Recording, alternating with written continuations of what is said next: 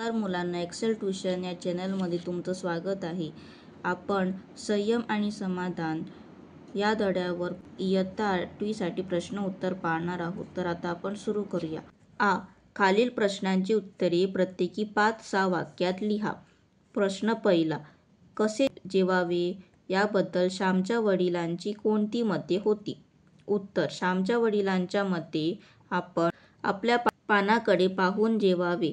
पानावर वस्तू असताना मागू नयेत.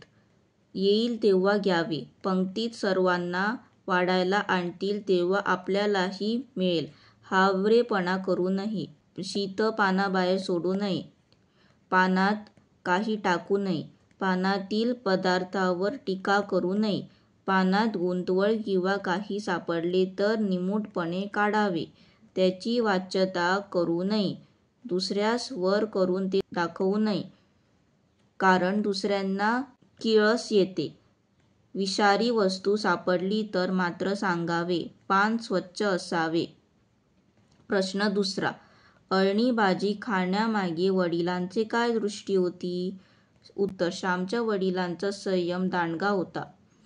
ते आस्वादरथच चालवत होते. आईला संशय येऊ नये म्हणून त्यांनी पानातील मीठही भाजीला लावले नाही. आईने इतक्या खटपटीने चुलीजवळ धुरात बसून स्वयंपाक केला होता. तो गोड करून खावा, त्यात दोष पाहू नये, स्वयंपाक करणाऱ्याचे मन दुखवू नये, हीच अळणी भाजी खाण्यामागे वडिलांची दृष्टी होती. प्रश्न तिसरा, साने गुरुजींनी आपल्या आईवडिलांना श्रेष्ठ का मानले आहे? उत्तर, आईचं मन दुखवू नये म्हणून जिभेवर ताबा ठेवून अळणी भाजी ही मिटक्या मारत खाणाऱ्या आपल्या वडिलांचा मनावरील संयम पाहून श्यामला ती श्रेष्ठ वाटतात. त्याच्याप्रमाणे आपल्या हातून अळणी भाजी झाली आणि चांगला पदार्थ हातून झाला नाही म्हणून मनाला लावून घेऊन हळहळणारी आई ही श्यामला श्रेष्ठ वाटते, कारण आपली हिंदू संस्कृती संयम व समाधान यावर उभारलेली आहे. धन्यवाद.